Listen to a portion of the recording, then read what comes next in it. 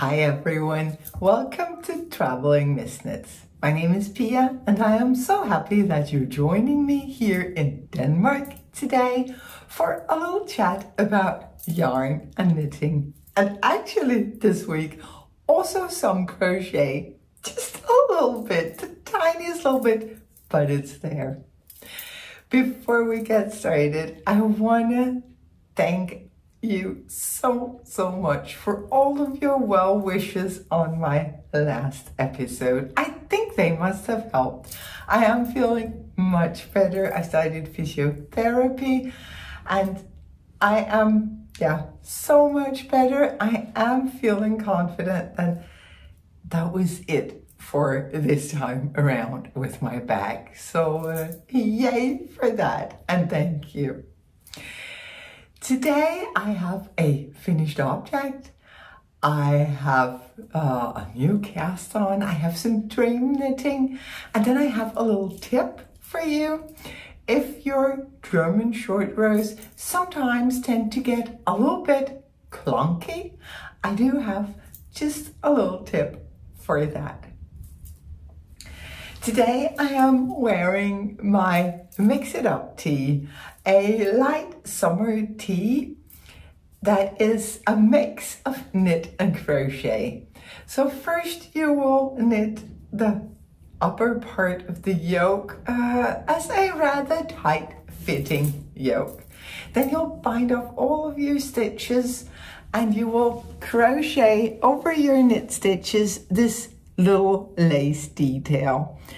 And then you pick up knit stitches again and do some rapid increases to get this flowy little top. I'm just gonna stand up like for real so that you can actually see how this top works.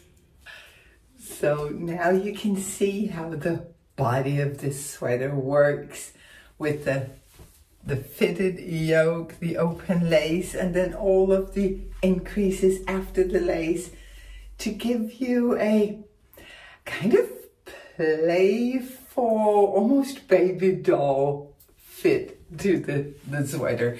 It's super comfortable in the heat because of the flowy fabric, and it is way more feminine than what I'll usually wear, but I actually really like it now that I pulled it out today.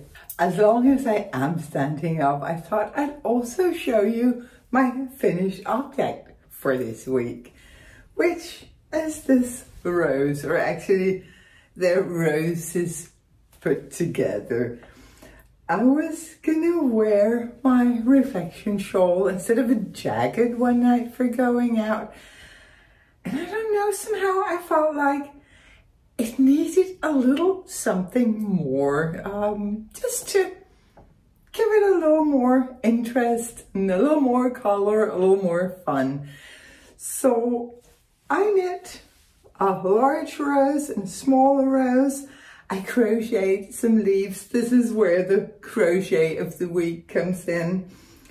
And then I just attached them to the shawl. I don't know if you'll be able to see.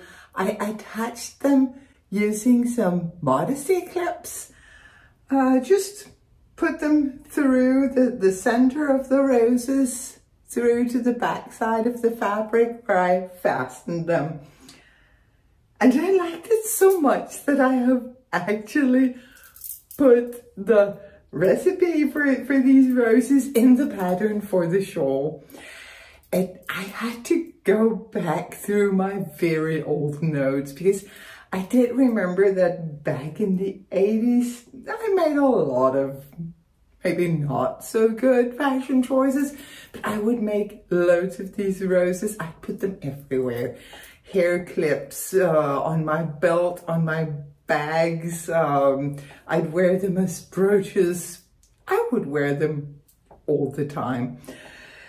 So I went back through my notes, I found the general idea, and then I tweaked the pattern a little, just so that I could make them two colored and two different sizes. I started out by just making one rose, but that was not what I was going for. So I thought I'll add another rose. That'll that'll do the trick. But I actually think that it was adding on the leaves as well. That was when I was satisfied. I was like, yes, this was what I was going for. So as I said, I am gonna put it in the pattern just in case someone else wants to be able to add or subtract to the fun of the shawl, the colors of the shawl. This is such a nice solution because I can just remove this. You can, of course, also, you can sew them onto your shawl if you're sure you want them all the time. You can attach them to a hair clip or a safety pin, but I actually really like the modesty clips for just the little extra detail that it gives to the roses. And just in case you don't know what a modesty clip is, because I did not, I'm going to show you one. They are just these tiny little pins that you can just remove the back, pull the pin through the fabric and attach the back again. So actually I have used them instead of buttons on one of my perfect little cardigans, just because I thought they're so cute and so much fun. So I used a couple of those to also attach the roses. Just a little tip. Other than the rose, most of my crafting time this week has been devoted to yet another reflection shawl, because I couldn't stop myself. I've been knitting up a storm actually. I almost finished the first half, which is ridiculous. I wanted a shawl for summer, a shawl to celebrate summer. So when I was picking out the colors, I was thinking of summer, of all the soft, bright colors. I created some color inspiration, but then I looked at one of the peonies in our garden and I just knew those are the colors that I want. So those are the colors that I used for this shawl. I really, really like it. It doesn't have a lot of contrast. It doesn't have a lot of interest, so to speak. But to me, this screams summer. This is my little peony on my shoulders. This time around, I actually knitted over my ends, which I think future Pia is probably gonna thank me. I don't know that it's gonna be neat enough though, so I'm not snipping the ends. I need to see how it looks once the shawl has been washed and blocked. If it's neat enough for me to be able to wear it with this side out, because I actually really like this side where the colors blend even more together.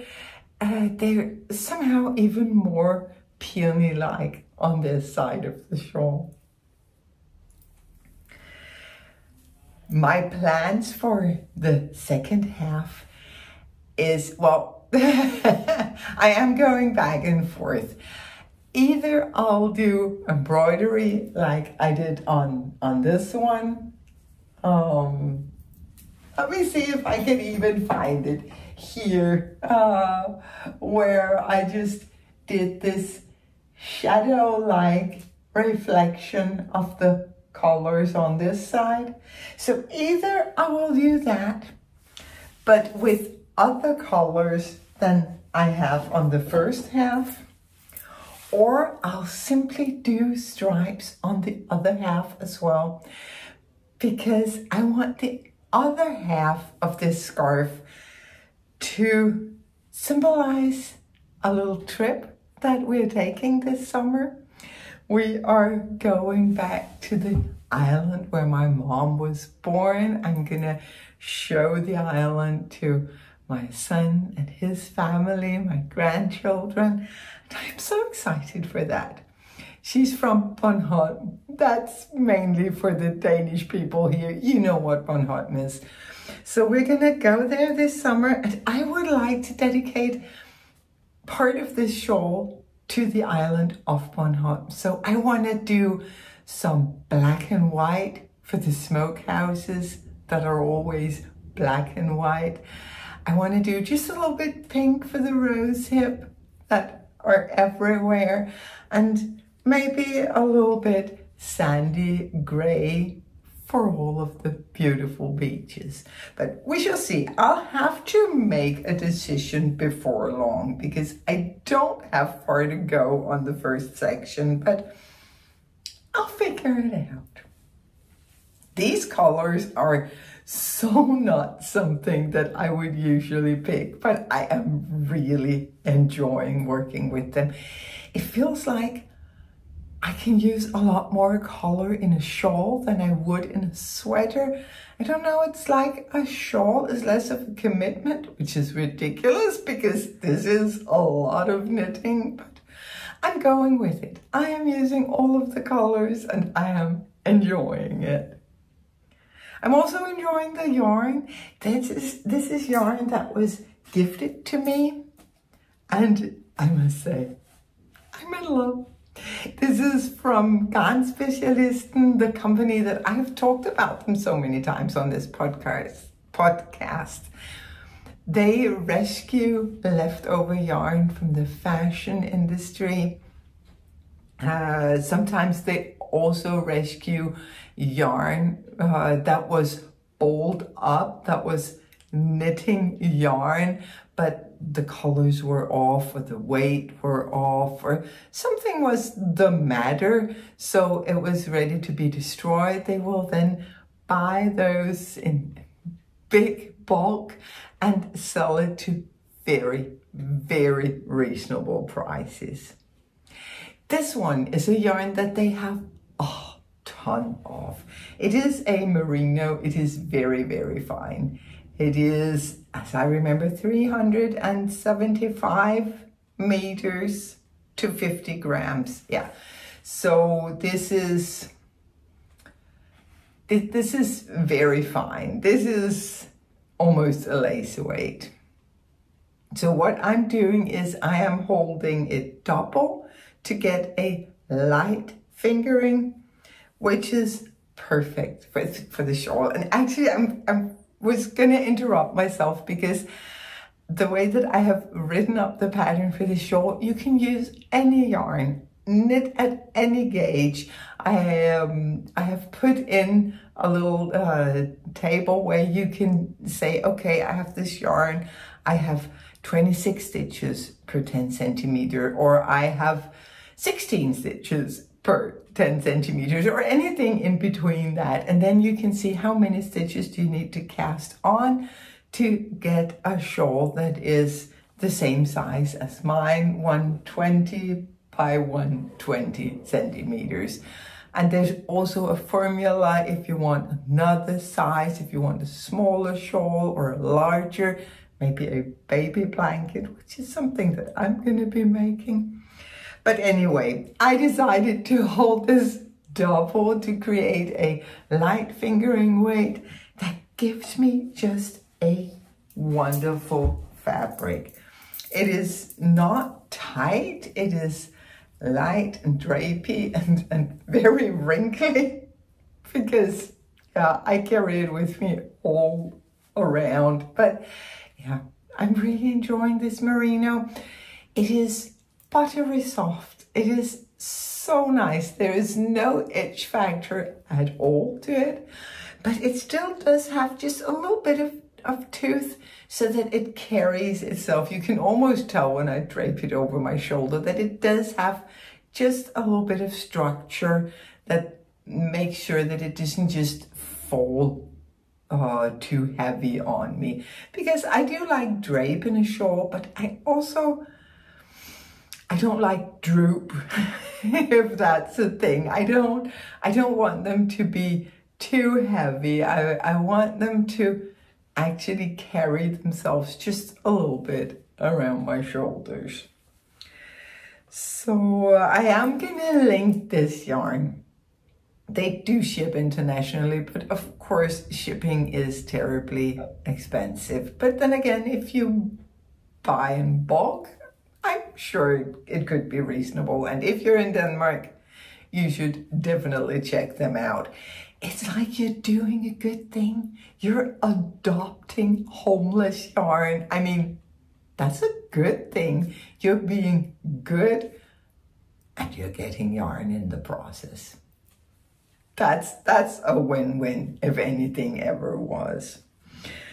But yeah, thoroughly enjoying this. I'm so excited. I'm excited to see what will happen on the second section.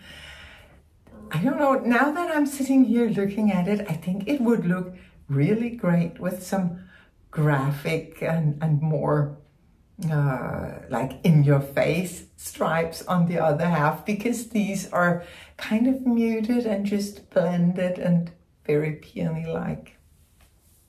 We shall see. Probably I will be able to show you next week because I cannot put this down.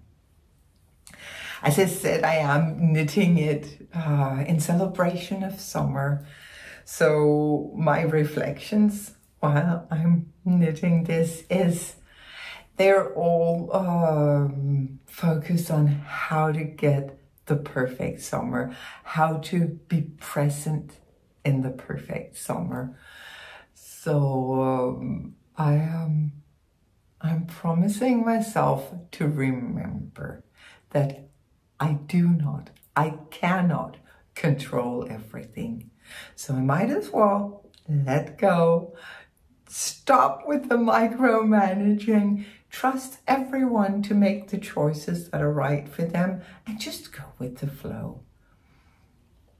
I can fix problems should they arise. There's no reason to think ahead and come up with all of the potential problems. I might as well just be there, stay present. Then I'll notice the problems should they arise. But I will be a lot more relaxed. At the same time, I'm also reminding myself how, even though I don't control anything at all, I do affect everything. So every thought, every word, every deed actually affects the people around me. So what do I want to put into summer? That I'm being very conscious of. My contribution to summer should be kindness, happiness, appreciation, gratefulness for all these wonderful opportunities that we have. Another thing that I am doing, these are my contemplations for the formal knitting practice of this. I have this time set aside every morning around roughly half an hour where I do my mindful making or my contemplative crafting, and those are the reflections that I'm working with at that point. When I pick it up during the day, I am just letting all of the sensations of summer wash over me. The sights of summer, the flowers, the golden sun, the smell of summer. Oh my God, the smells of summer. Oh, yes.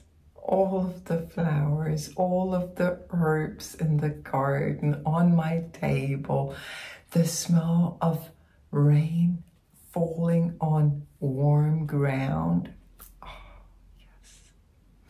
I am enjoying the tastes of summer and the sensations, cold salt water on a warm body and the sun warming me up.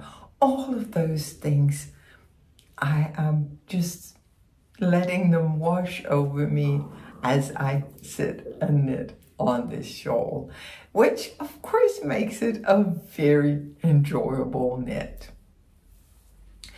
The pattern for this shawl, which will include, as I said, instructions on how to make this mitered square, how to play with the colors and the stripes, how to change the size, how to change the stitch count according to what gauge you're knitting at. It's also going to have, well, instructions for the rows and the leaves, and it's going to have some instructions for how to set up a contemplative crafting practice, should that be something that you're interested in.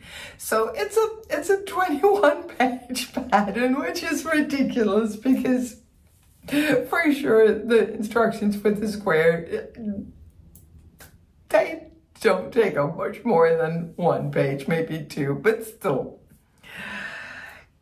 It is probably gonna be ready in the first couple of weeks of July. My testers are working so hard. I am working so hard. I want to finish a second shawl before I feel confident putting it out there in the world. But up until now, we have all been able to follow the instructions, no problems. So fingers crossed that this will be the way of this test knit. I can't wait to send my little baby out there, even though it's just a little bit scary. Other than the reflection shawl, I have only been putting in a little bit of work on my fern forest, and it's not a lot. It really isn't. It's every time I'm sitting knitting on this one, I feel my attention wandering over to my reflection shawl. But I did split for the sleeves and knit just a little bit on the back. One thing I have been doing for this one is I have been going through my notes. I am sorting through my notes so that next week I can actually give the instructions exactly on how to work this sweater. So many of you mentioned in the comments that you would like those instructions. I'm gonna add them into next week's episode just at the end, so that if you're not interested, you can just skip it. Or you can save the episode for later if one day you want to make this summer sweater.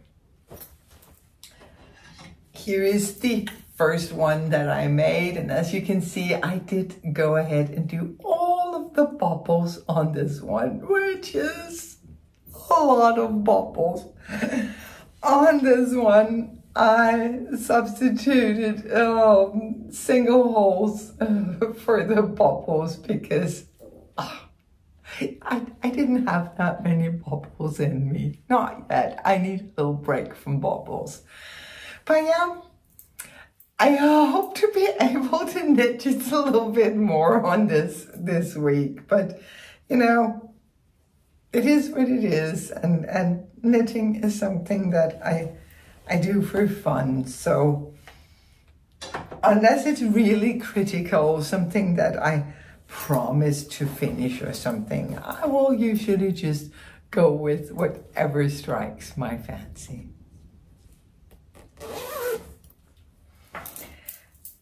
I think I said it in the beginning. Yeah, I did. I also have some dream knitting.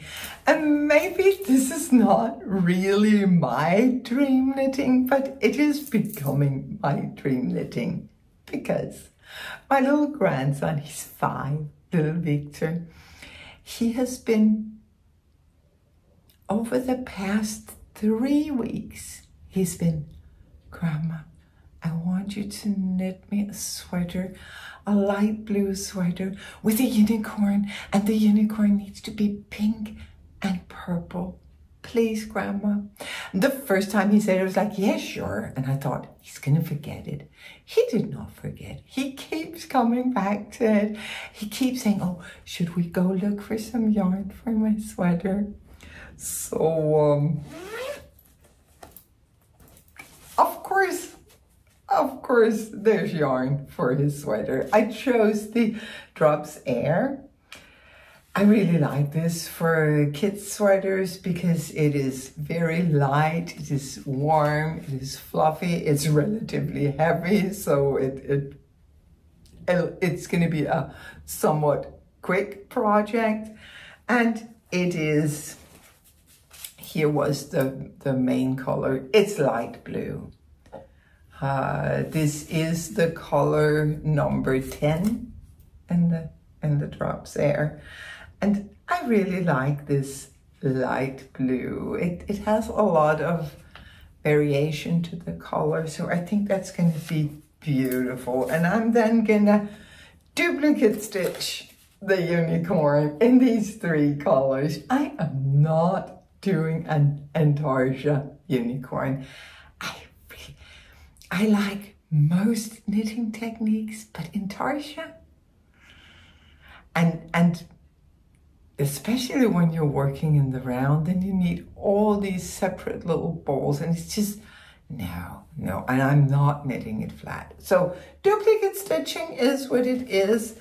I'm probably also going to need some white for the horn, only he did say he wanted the horn in the purple. I also found just a little nugget of this shimmery gold yarn that I'm definitely going to use that, maybe on the horn, like spiraling around it. So yeah, a dream knit, because I dream of making my little grandson happy. So I am going to cast this on this week. And then I'll try, I actually think I'll force myself to knit on it just a little bit so that he can get it. Here in Denmark, he can easily use a sweater also for summer. There's going to be colder days, and there's always going to be the evenings. Plus, I am going to make it just a little bit big so that he can use it in fall as well. That was it for my project. Now I have the little knitting tip that I talked about. A while back, I got annoyed with my German short rows. And I got annoyed because, and now I'll see, it's going to be so difficult to show, but if you have the same problem, you will know what I'm talking about. When I am knitting from the right side and turning and then doing my German short row stitch on the back side, it looks neat. This is what is happening here. And it looks really neat and you can barely see it. But then when I am doing it from the wrong side, I'm knitting from the wrong side, I'm turning my work and I'm doing my German short row stitch on the right side. Doesn't really show in this yarn, but it tends to get clunky. It's noticeable. It is definitely noticeable. It is happening in this area, and I said this yarn is not the best to actually show it. I should have knitted in some finer yarns. I think it's very noticeable in finer yarns. But anyway, if you know, you know. So I have found a solution for this, because I was sitting there looking at it and thinking, oh, what if the problem is that when you're doing the German short row stitch, you know that's where you slip a stitch purlwise and then you pull on the working yarn so the stitch like goes around your needle and it looks like two stitches. We slip it purlwise, which is fine when you're on the back side where there's purling. But you also slip it purlwise on the right side where there's knitting. Maybe that was the problem. So what I tried and what I do consistently now is, and you can barely see it's happening up here. There's a short row up here. I slip the stitch knitwise on the right side with the knit stitches. And it sounds so simple, but it never occurred to me through many years of knitting. It never occurred to me that perhaps slipping it knitwise on the right side with the knit stitches could be a good idea. What you do to make it work is you bring your yarn, your working yarn, to the front. Then you go under your working yarn and into the stitch knitwise and slip it. And then you can pull on the working yarn and create the two legs of the German short row stitch. One thing you have to be mindful of is when you come back to that stitch on the next round or row, it's going to be twisted on the needle, so you want to work it through the back loop. When you do that, you cannot tell that anything is going on other than, of course, your fabric being taller on one side than the other. So that was the tip of today, and I'm beginning to really like this little swatch. It reminds me of my very first knitting project. For life in general, well, I am enjoying being in Denmark.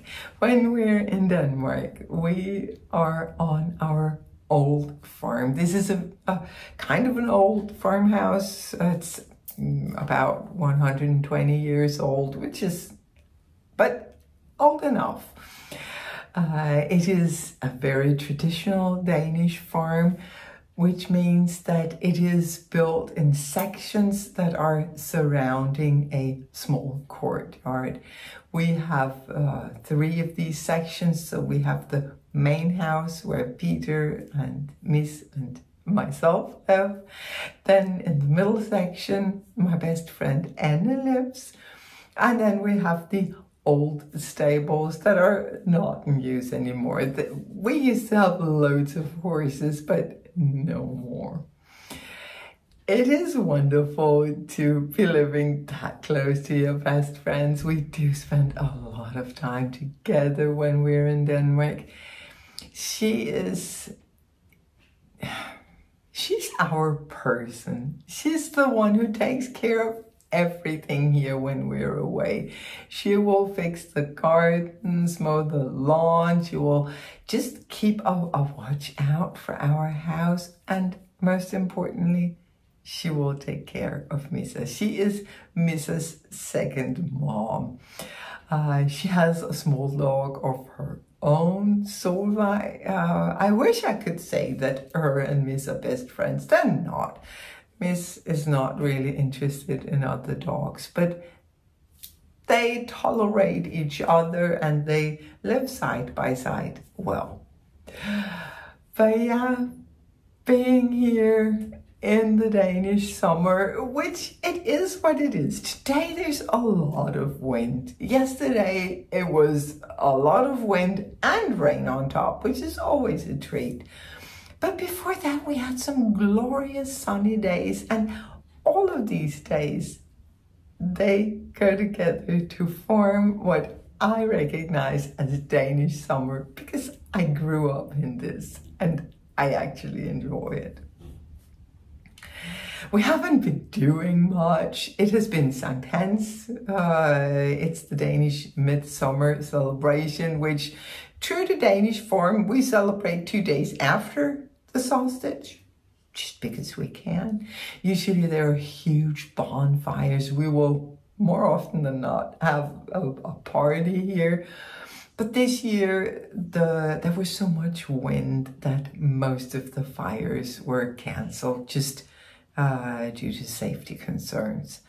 So we ended up doing nothing, just, you know, curling up on the couch with a huge bowl of candy and watching a show. I don't even remember which show, so it can't have been anything really outstanding. But we had fun. It was nice.